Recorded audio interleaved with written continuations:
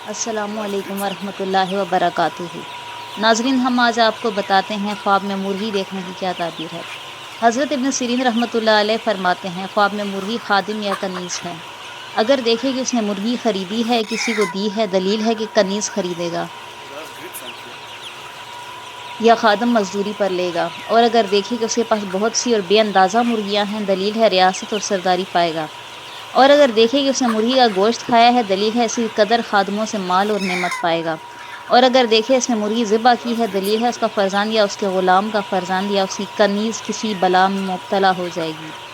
حضرت ابراہیم کرمانی فرماتے ہیں اگر دیکھے اس کے پاس مرغی کا انڈا ہے، دلیل ہے کہ اس کے ہاں لڑکی پیدا ہوگی یا خادموں سے مال حاصل کرے گا۔ حضرت جابر مغربی رحمۃ اللہ علیہ فرماتے ہیں خواب میں مرغی باجمال عورت ہے، اور سیاہ مرغی کو دیکھنا چتلی مرغی سے بہتر ہے، اور اگر دیکھے کہ مرغی نے اسے گھر میں مرغے کی طرح آواز دی ہے، دلیل ہے صاحب خواب ناخوش بات کہے گا۔ حضرت اسماعیل اشعث فرماتے ہیں خواب میں مرغی کا بچہ 3 وجہ پر ہے: اول خوبصورت عورت، دوم کنیز، سوم خادم۔